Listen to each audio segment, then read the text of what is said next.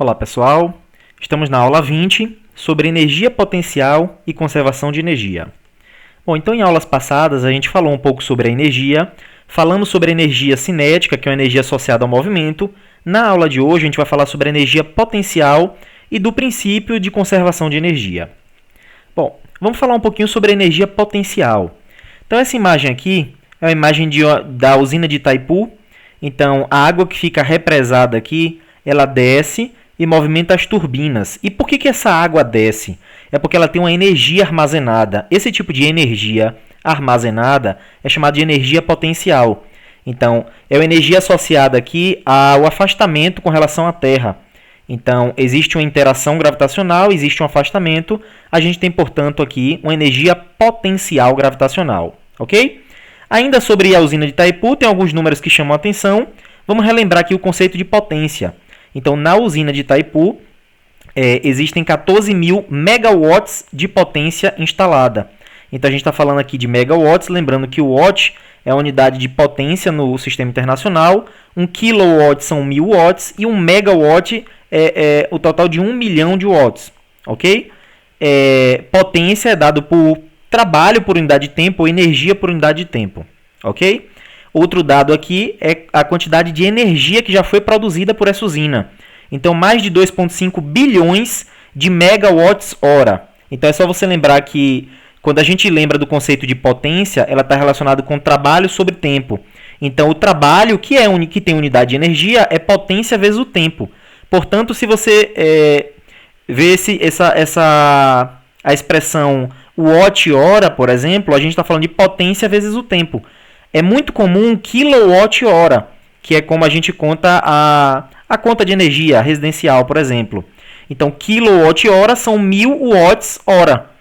Megawatt-hora dá 1 milhão de watts-hora. Então, isso aqui é uma unidade de energia. E a Itaipu já produziu mais de 2,5 bilhões de megawatts-hora. Ok? Então, vamos ver um vídeo curto falando um pouco de onde é que vem essa energia de Itaipu. Vamos lá. No total, 14.000 megawatts de potência instalada.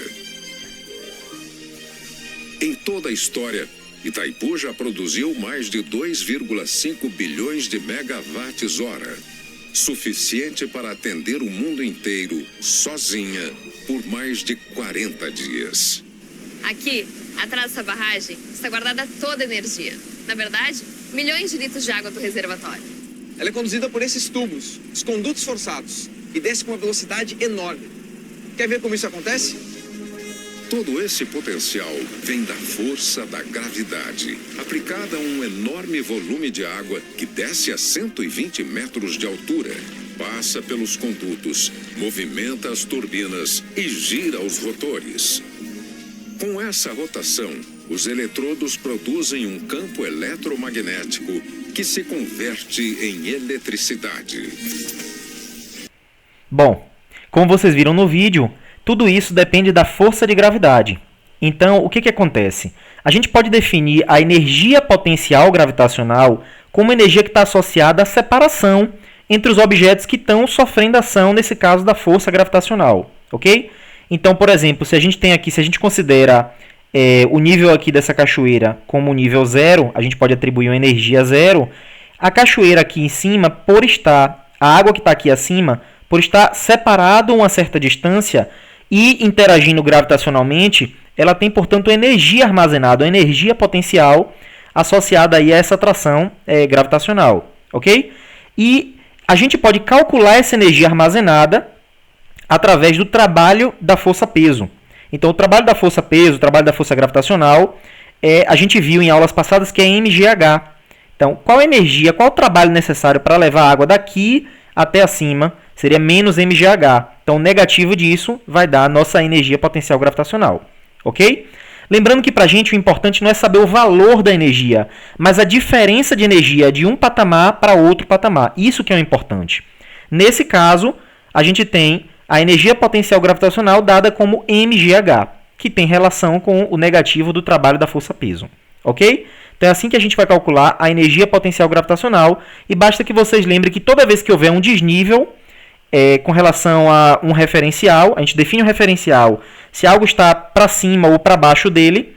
Então, a gente vai ter um tipo de energia potencial gravitacional associada. Ok? Vamos lá. Temos outro tipo também, que é a energia potencial elástica. Aqui em mecânica a gente trabalha com essas duas, embora existam outras. No caso de uma pessoa que esteja fazendo bug jump, por exemplo, quando ela pula, ela está transformando que tipo de energia? Inicialmente ela tem a gravitacional, porque ela está acima do patamar do centro da Terra, por exemplo. Então está interagindo, tem uma distância com relação ao centro da Terra, atraindo mutuamente pela atração pela gravidade.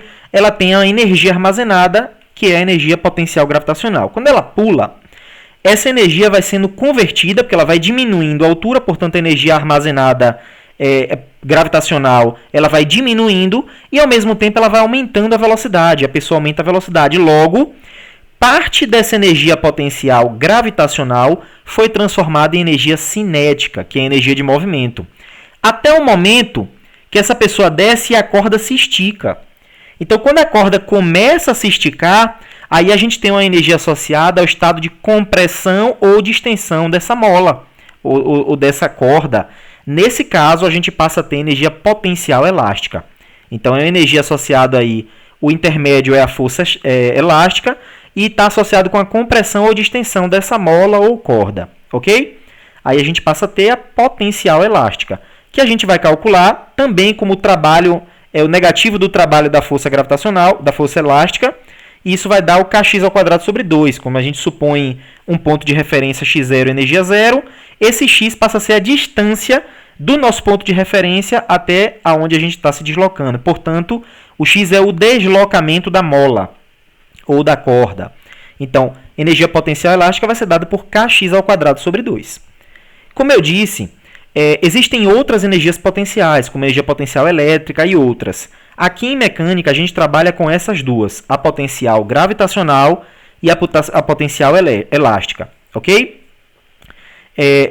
Aí a gente consegue entrar no conceito de conservação de energia, um dos mais importantes do curso até agora, que diz o seguinte: em um sistema isolado, quer dizer que não tem forças externas atuando, somente as forças aqui do sistema, no qual apenas forças conservativas causam variação de energia, e aqui tem uma palavra-chave que é força conservativa. Essas duas forças que a gente tratou agora são forças conservativas, a força gravitacional e a força elástica. Força conservativa é aquela, em outras palavras, cujo trabalho realizado por essa força independe da trajetória. Por exemplo, se você joga um objeto para cima, esqueça atrito e arrasto, só sobre a ação da gravidade, você joga um objeto para cima, vai ter um trabalho da força-peso para esse objeto subir até a altura máxima.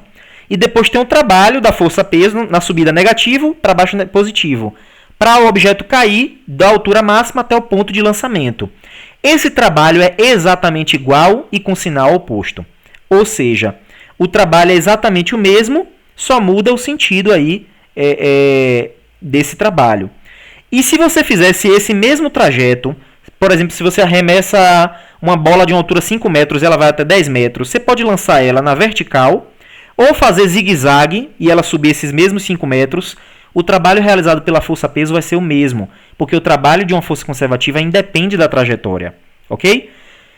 Uma força conservativa é diferente de uma força dissipativa, que a gente vai ver na próxima videoaula. Por exemplo, o atrito, por exemplo, o arrasto, são forças chamadas de dissipativas. Então, elas não têm energia potencial associadas a ela, ok? A gente vai trabalhar apenas com essas duas forças conservativas.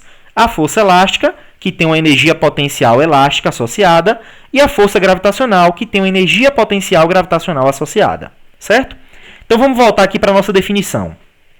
Então, em um sistema isolado, onde apenas forças conservativas atuam, produzindo a variação de energia, a cinética e a potencial, a energia cinética e potencial, elas vão variar. Só que a soma delas duas, que é chamada de energia mecânica do sistema, não varia. Então, com esse enunciado, a gente define o que é energia mecânica, que vai ser a soma da energia cinética com a energia potencial, seja ela elástica, gravitacional ou as duas ao mesmo tempo.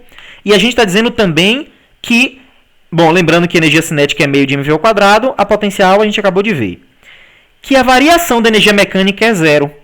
Ou seja, ainda que tenha troca de energia, transformação de energia de cinética em potencial e vice-versa, essa energia chamada de mecânica ela não varia. Significa que a energia cinética final menos inicial é zero, ou a energia a energia mecânica que tem no final é igual à energia mecânica que tem no início do nosso sistema.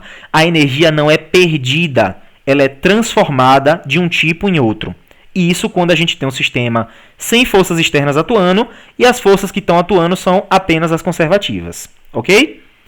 Bom, aqui tem uma simulaçãozinha para a gente ilustrar um pouco sobre essa questão das transformações de energia em um sistema. Então vamos ver o caso de um skatista numa pista de skate em forma de U. Vamos lá. Então, olha, aqui está a nossa pista de skate. Eu vou colocar aqui alguns dados, botar em câmera lenta. Quando eu pegar o meu skatista e ele está aqui no zero, observe a energia total. Nada, ele não tem nenhum tipo de energia. Quanto mais eu vou levantando ele, olha o que vai acontecendo com a energia total. Estão vendo? Quanto mais alto, mais energia total. E que energia é essa? É potencial, que nesse caso é potencial gravitacional. Ok? Aí eu coloco ele no meu extremo. Se ele está parado, ele não tem energia cinética. Toda a energia dele, que é a mecânica, vai ser potencial, que é a gravitacional. Quando eu solto, gradativamente essa energia cinética, potencial, vai se transformar em cinética. Olha aí. No extremo é só potencial. Ele vai descendo, vai transformando potencial em cinética. Na base, não tem mais potencial, é toda cinética. Estão percebendo? A soma desses duas barrinhas aqui, que é de cinética e potencial, dá total. E ela não varia. Essa é a energia mecânica do sistema. E isso é o teorema de conservação aí na prática. Ok? Essa energia aqui total ela é constante e vai sendo transformada aqui em energia potencial e cinética o tempo todo no nosso sistema. Tudo bem? Observe que esse sistema não tem nenhum tipo de perda. Não tem atrito, não tem arrasto. É por isso que o skatista vai ficar aqui eternamente, porque só tem forças conservativas envolvidas. Nesse caso, a gravitacional. Ok? Vamos lá. Vamos voltar ali para o nosso... Vamos voltar aqui para a nossa apresentação. Então, vamos ver um exercício e como é que a gente trabalha com isso. Antes disso, vamos só, para dar um fechamento nessa questão, o teorema de conservação de energia ele é fundamental. Quando a gente trabalhava com as leis de Newton, a gente tinha que fazer a decomposição em x, y e z se tivesse 3 coordenadas, porque a gente trabalhava com vetores. Quando a gente trabalha com energia, observe que não importa o que está acontecendo no meio do caminho. Eu quero saber quais energias eu tinha no início, quais energias eu tenho no final. E esse balanceamento é um balanceamento de escalar. Não é um balanceamento vetorial como a gente fazia nas leis de Newton, em x, em y. Então tem a vantagem de ser mais fácil de resolver problemas utilizando esse teorema. Ok? Vamos ver aqui um caso. Um bloco de 2 kg sobre uma superfície horizontal sem atrito, ele é empurrado contra uma mola de constante de força. Isso aqui é a mesma coisa que a constante elástica da nossa mola. 500 newtons por metro. Lembra? F igual a kx. F sobre x igual a k, que é a nossa constante. F é newton e o x é massa, é distância, então em metros. Newton por metro vai ser a nossa unidade para a constante elástica, certo? Então, 500 newton por metro de constante elástica comprime a mola 20 centímetros, ou 0,2 metros. Bom, beleza. O bloco é então liberado e a força elástica da mola vai acelerar esse bloco à medida que a mola vai se descomprimindo. Esse bloco vai deslizar sobre a superfície e ele vai encontrar um plano inclinado de 45 graus. E aí ele vai subir essa rampa. Não tem atrito. Ele vai subir até um certo nível. Depois ele para e desce. Bom, mas eu não quero saber o que desce. Eu quero saber qual é a altura aqui, ó. Quanto que ele sobe na rampa. Não a altura que ele sobe. Quanto que ele sobe na rampa. Observe. Eu tenho uma mola que está comprimida aqui e eu tenho uma massa. Quando eu soltar, a força elástica vai empurrar esse bloco, que vai se deslizar sem atrito e vai subir a rampa. Eu quero saber quanto que ele sobe na rampa. Ponto. Aí o que eu faço para resolver esse problema? Me pergunto quais energias estão envolvidas no ponto inicial e no ponto final desse sistema. É isso que importa. Se eu pensar o seguinte, ó, quando essa mola está comprimida, eu tenho energia potencial elástica. Quando ela soltar, ela vai soltando, esse bloco vai acelerando, vai aumentando a sua velocidade, transformou em cinética. Com essa energia cinética, ele vai subir a rampa até acabar a energia e ele parar, porque ele transformou cinética em potencial gravitacional. Ok? Não me importa, nesse caso, a energia cinética no meio do caminho. Me importa no início, que eu tenho toda a energia elástica, e no final, que toda energia é gravitacional, já que ele está parado. Momentaneamente parado. Ok? Então, para equacionar isso, eu tenho que olhar quais as energias no final, quais as energias no início. No final, eu só tenho um potencial gravitacional, porque ele vai parar momentaneamente. Mas ele está com uma certa altura h com relação ao que eu estou chamando de minha referência, que é a base do plano aqui. Ok? E a elástica no início, já que ele comprimiu a mola, 0,2 metros. Então, eu tenho que energia potencial gravitacional mgh, energia potencial elástica kx² sobre 2. Eu quero saber a altura, né? Na verdade, eu quero saber na rampa, mas primeiro eu vou descobrir a altura. Então, eu passo o mg dividindo, eu tenho que h é igual a kx² sobre 2mg. Bom, aí eu vou coletar os dados que o problema me deu. Constante 500 newtons por metro. Deslocamento da mola 0,2 metros, que é 20 centímetros. 2 kg de massa. Gravidade 10 metros por segundo ao quadrado. Substituindo esses valores, eu obtenho uma altura h de 0,5 metros. O que é isso aqui? Isso é a altura h em relação à base do plano. Ele subiu, esse objeto, o centro de massa dele subiu 0,5 metros. Ok? Agora eu quero saber o quanto na rampa que ele subiu. Bom, aí é um problema de trigonometria. Eu tenho um triângulo retângulo com ângulo de 45 graus, uma altura de meio metro, e eu quero saber a minha hipotenusa. Qual é a função que eu vou usar aqui? Eu tenho o cateto oposto ao ângulo, eu uso um seno. Seno de 45 é 0,5 sobre x, x é igual a 0,7 metros, está resolvido o problema. Ok? Então vejam que é um problema que trabalha como a energia se comporta no início, como ela se comporta no final. Equacionou isso, você consegue resolver as questões. Certo? Vamos ver mais uma. Olha esse caso. Na figura abaixo, uma criança parte do repouso, então energia cinética 0, do alto de um toboágua. Se está do alto de um toboágua a uma certa altura, ela tem energia potencial gravitacional. E a altura é de 8,5 metros acima da base do brinquedo. Supondo que a presença de água torne o atrito desprezível, determine a velocidade da criança ao chegar na base. Bom, vamos lá. No topo do brinquedo, ela está em repouso, então não tem energia cinética.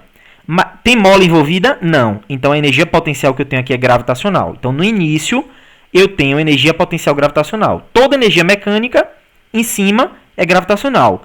Como vai descer toda a altura e vai voltar para o nível zero, toda essa energia potencial gravitacional vai ser convertida em energia cinética, porque eu estou supondo que não tem perda. Certo? Nesse caso, eu fico com energia cinética final tem que ser igual à inicial, pelo teorema de conservação de energia. A energia cinética no final a energia mecânica no final é cinética, a energia mecânica no início é gravitacional. Energia cinética é meio de mv ao quadrado, potencial gravitacional é mgh.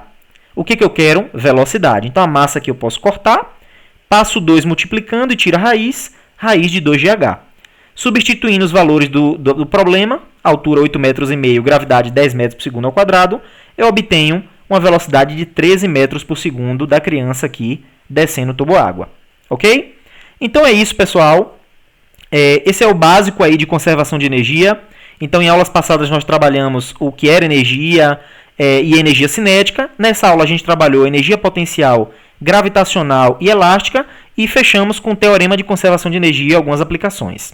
Ok? Vejam se vocês conseguem resolver os exercícios de conservação de energia. Um abraço e até a próxima videoaula.